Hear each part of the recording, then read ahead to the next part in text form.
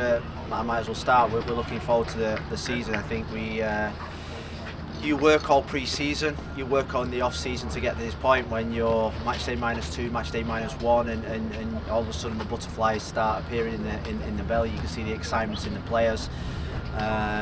There's been a different feel this week. You know, it's game week. It's stop the talk and let's get down to action. So we're massively excited. The start of every season, you know, and I've had a lot of starts to the season. Is the beauty about sports is that you can feel confident. You can build your roster.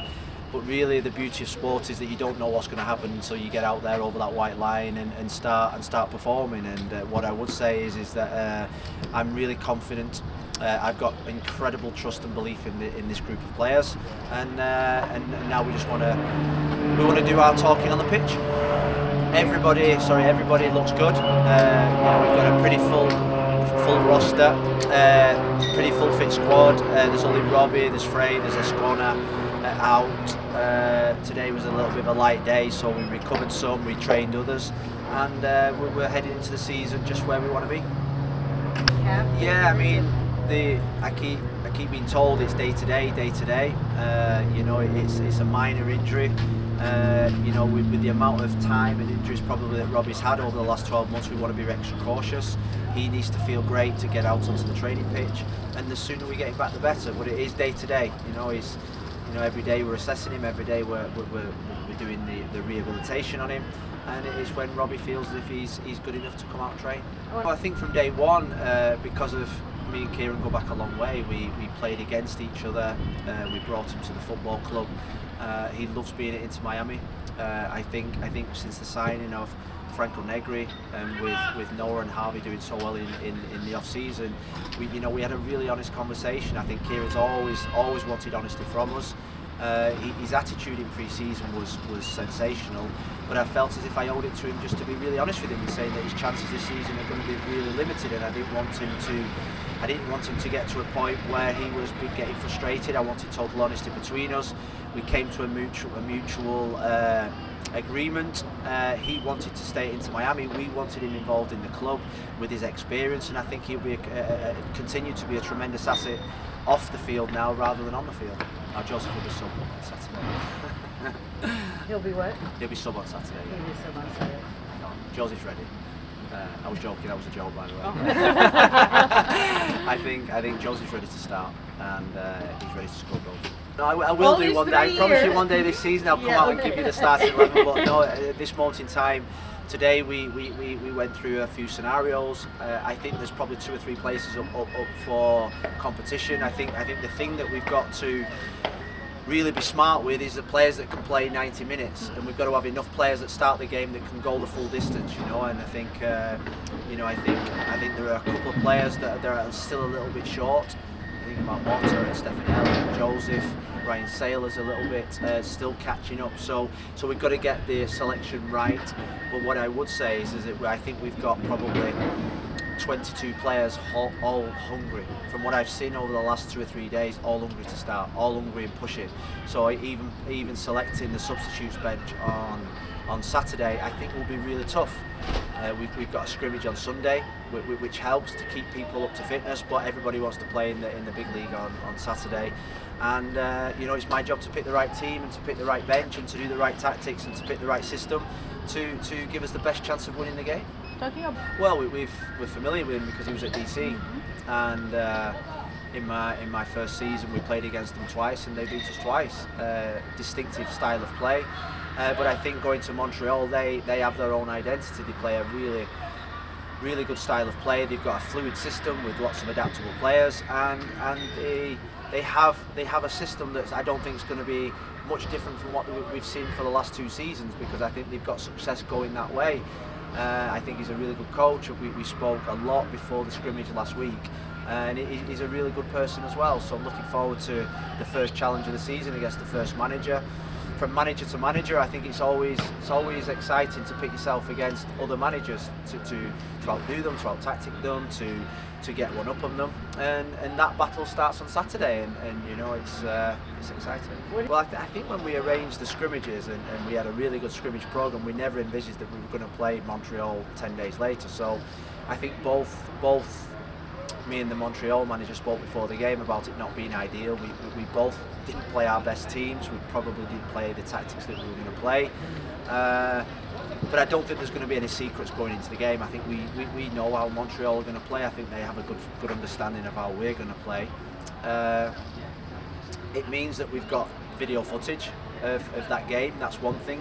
And that our players are fully aware of the quality of Montreal, and they came to us on the last day of the season, and they well and truly beat us. So and it's a team that's got the better of us over the last 2 or 3 seasons when I've been here. So we're under no illusions that the start of the season with Montreal, with Philadelphia, with NYC, we're playing the top 3 teams in the conference last year. So we're going to have to play at 100%.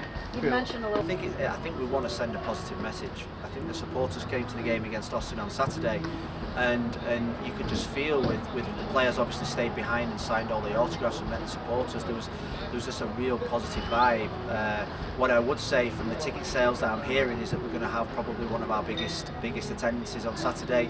We need that little extra push to get it to the sellout that we really want. I know that Inter Miami fans will come on Saturday and support us, and we need them this season more than ever to be our 12th supporter on the field, and it's important we get off to a good start. The team need to get off to a good start. This franchise needs to get off to a good start. If we have aspirations to be one of the top teams in the league, you cannot wait till day 2 or day 3 to catch up. And there's enough quality in the league to say that everybody else will have the same mindset.